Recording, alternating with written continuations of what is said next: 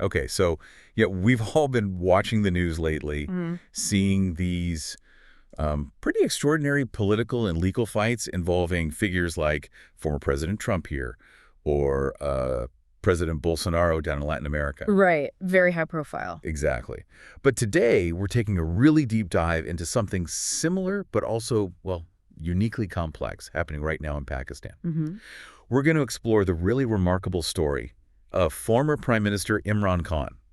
I mean, a lot of people know him globally as one of Pakistan's most famous cricketers ever. Absolutely legendary. And just how his path took this incredible turn, leading him to where he is now, basically a political prisoner. Yeah, and our mission today really is to try and unearth the most sort of vital insights from some recent exclusive interviews with his sons, Qasim and Sullivan Khan. Okay. They've been on this global advocacy tour, really trying to shine a light on their father's extremely difficult situation. Right. So we're going to dig into the precise conditions of his imprisonment, the really profound human rights questions being raised, and also why this specific case has attracted concern from such a, well, kind of unexpected and diverse group internationally. That is interesting. Yeah, it's a story that really pushes us, I think, to reevaluate maybe our understanding of democracy and justice itself. Okay, so let's start right there then. Imran Khan, former prime minister, famous cricketer. He's been jailed now for almost 2 years. Nearly 2 years, yeah. What are the actual conditions like? According to his sons, what are they saying? Well, their accounts paint a really harrowing picture. They describe his solitary confinement cell as just awful. Awful. Yeah, and it's not just like basic conditions. They talk about showering in muddy, dirty water, and they really emphasize it's not just unfiltered water, it's visibly murky, discolored. Wow, muddy water. Yeah, I mean, imagine that.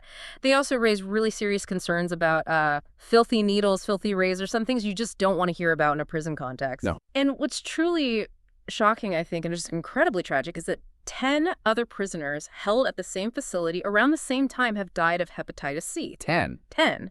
And all of them were members of Khan's PTI party. That's his political movement, Pakistan Tehreek-e-Insaf. Wait, 10 deaths from Hep C, all from his party? That's not just a coincidence, surely. Mm-hmm. What does that suggest about the environment he's in?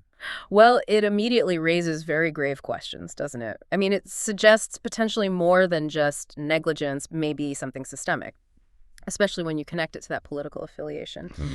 And beyond that, his access to the outside world is just severely restricted. His sons haven't actually spoken to him in 4 months. 4 months? 4 months. And he apparently endured 10 days without any light at all in his cell. They call it a torture tactic, plain and simple, a sensory deprivation thing. God, that sounds brutal. Yeah, he's only allowed 2 hours of daylight per day. And crucially, he's been denied access to his own personal doctor for 8 months now. 8 months without his own doctor. Right. And meanwhile, the current prison doctors who are allowed access, well, according to the Sons, they're the ones under whose watch those 10 people died in just 2 weeks. That's an unbelievable detail. The personal toll must be immense. I mean, how is he even coping? His sons haven't actually seen him face to face in, what, 2.5, 3 years? Yeah, about that long. And the last time they saw him was right after he was shot 3 times in that assassination attempt. Exactly. And then very soon after that, he was jailed. It's more than just a legal case, isn't it? It's a really brutal human story playing out. Absolutely. And, when we look at the legal side, the scale of it is just staggering. He's facing over 200 cases. 200. Over 200. And what's really, fascinating but also deeply concerning is the pattern they describe. Every time a case gets cleared or maybe overturned on appeal, Yeah. boom, 4 or 5 more are filed against him. So it's like whack-a-mole, legally. Pretty much. It feels less like a legal battle and more like a strategic weaponization of the justice system. Yeah. Designed to just keep him tied up, keep him neutralized politically, regardless of the actual merit of any single case. Right. So it creates this situation where, as they say, there doesn't really seem like any way out. Exactly. He's currently serving a 14-year sentence. That's on corruption charges, which, he has consistently denied from the start. And his wife. Yeah. Tragically, his wife, Bushra Bibi, she's also serving a sentence, 7 years. And the conditions she's under are described as harsh and degrading. They also say she's gravely unwell. So the whole family is really under immense pressure. It's a legal maze designed to trap him. Hmm. But okay, despite all that, politically, Mm. this is where it gets even more dramatic, perhaps. Well, yeah. He actually won the last election, didn't he? From his Yep. jail cell, with a huge majority, apparently. A two-thirds majority, yeah. Which is extraordinary in itself. And his sons describe what they just flatly call vicious rigging. Okay, rigging. What specifics do they give? How did that allegedly happen? Well, they lay out a pretty clear picture of, let's say, deliberate interference. So, days before the election, his party symbol, the cricket bat, was removed from the ballots. The cricket bat. Why is that so significant? Well, in Pakistan, like in many places with varying literacy levels, party symbols are absolutely crucial for voter recognition. It's how many people identify who to vote for, especially his symbol, given his history. It's core to the PTI identity. Ah, I see. Okay. Then, on election day itself, reports of power outages, internet shutdowns. Right, classic tactics. Exactly. These aren't just, minor hiccups. They look like textbook moves to disenfranchise voters, to suppress turnout in certain areas, to manipulate the outcome. It directly challenges the whole idea of a free and fair election. Yeah. And the Sun's argument is pretty straightforward. The 250 million people in Pakistan also deserve to have their voices heard because, well, they voted for him. It really shows how things we might take for granted, like a symbol on a ballot or internet access, can become, well, tools to undermine democracy. Yeah. So who do they think is behind all this? Who's pulling the strings? They point the finger directly at the army chief, General Asim Munir. Now, for anyone who follows Pakistani politics, the army chief holds immense power, often, behind the scenes. Right, the military establishment. Precisely. So accusing him directly is significant. They believe he's the one calling the shots, orchestrating Khan's imprisonment. And there are these big concerns swirling that his term, which is supposed to end this year, might get extended indefinitely. And the Sons fear this could lead towards a kind of dictatorship of sorts. Wow. And adding to that, most of the senior members of Khan's PTI party, they're also in prison.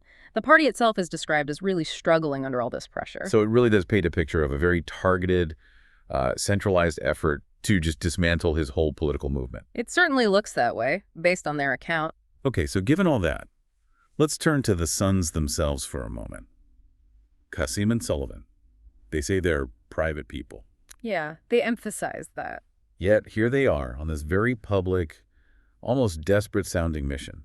What's really driving them, do you think? Well, I think it's fundamentally personal. They are speaking out desperately, as you said, simply because they want their father released. They want to see him again. It's that basic, powerful drive. Just want their dad back. Exactly. And it shows the lengths families will go to. I mean, they've apparently been warned by Pakistani government officials, even some family members, that if they try to go to Pakistan, they could be arrested. Really? They've been threatened with arrest? That's what they report. Yet, despite that, they say they're determined to go, which, says a lot about their resolve. Absolutely. And what are their biggest fears for him right now? For his life, his health?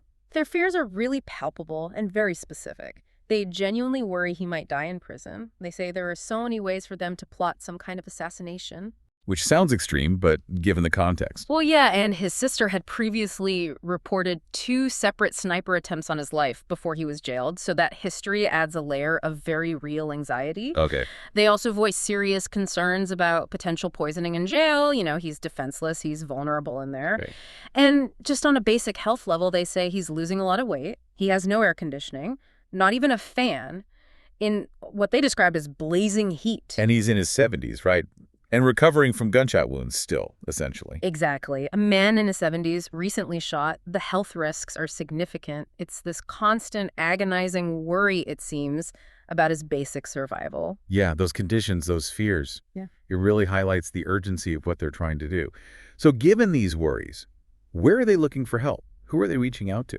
Primarily, they say they're looking to America for help. Why America specifically? Because they feel the Pakistani establishment just hasn't responded to appeals from international bodies like the UN or Amnesty International, both of which, by the way, have declared his imprisonment unlawful. Okay, so international appeals aren't working domestically. Seemingly not. And what's fascinating here is the coalition, the interesting coalition, as they put it, of allies that seems to be emerging internationally. Oh, yeah. Like who? Well, on one side, you have Amnesty International, often seen as more left-leaning, a human rights watchdog. Right. And on the other side, you have someone like Rick Grenell. Rick Grenell, former President Trump's advisor. The very same, a close advisor to Trump. And both Amnesty and Grenell have expressed serious concern about Khan's situation. That is an unexpected pairing. Isn't it? The Suns actually met with Rick Grinnell. They said they found the meeting very hopeful.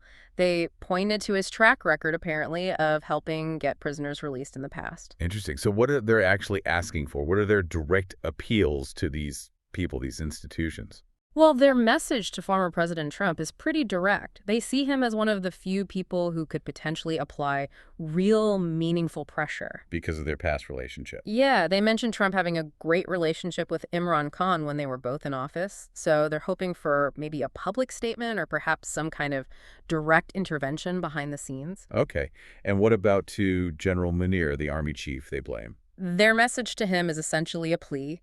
Respect democracy, respect the will of the Pakistani people, and respect the rule of law. And crucially, grant Imran Khan a proper, fair trial. Just a fair trial. That's the core ask. They seem to firmly believe that speaking out, keeping up this international pressure, is really the only leverage they have left. It's the only thing that might make the establishment wobble, as they put it. Because the legal routes inside Pakistan, they feel those have just proven totally ineffective. Right. It sounds like they see this as much bigger than just their father's case.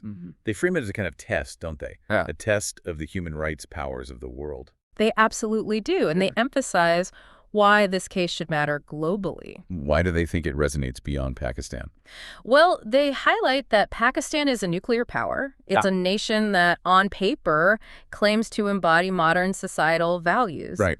But this case, they argue, raises really serious questions about whether those values, democracy, rule of law, basic human rights, are actually being upheld in practice. And they passionately attest to their father's integrity. They point out how he consistently spoke out against corruption for years, how he chose to fight it rather than, join the established parties and potentially enrich himself, even though it took him, 20 years to really gain political traction. Yeah, it was a long road for him politically. A very long road. So their call to action essentially is for everyone, politicians, journalists, anyone with a platform, really to speak out, to talk about the alleged human rights violations, the democratic backsliding they see happening in Pakistan. Don't be silent.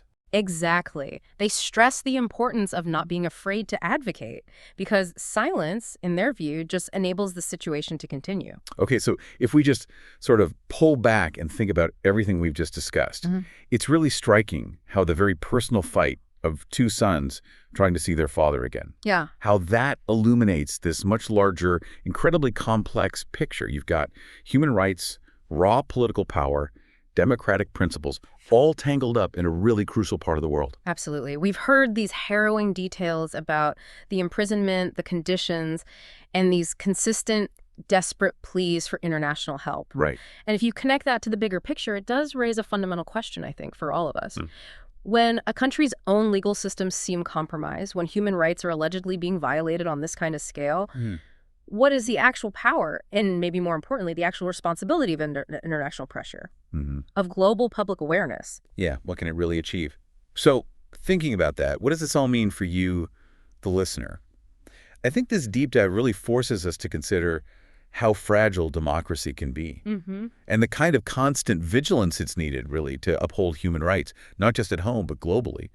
And it also highlights these unexpected alliances that can pop up when there are such grave concerns, human rights groups and political advisors from totally different ends of the spectrum finding common ground. It's true. And maybe as you reflect on all this, here's a final, perhaps provocative thought to consider. In this world that's so interconnected now, is the global community just supposed to be an observer when things like this happen? Or is there more? Or does it have some kind of inherent moral obligation to act when a nation's leadership is accused of suppressing its own people's will, of compromising the most basic human dignities? And, what other avenues of influence could even be explored to try and ensure justice and the rule of law might prevail in situations like this one?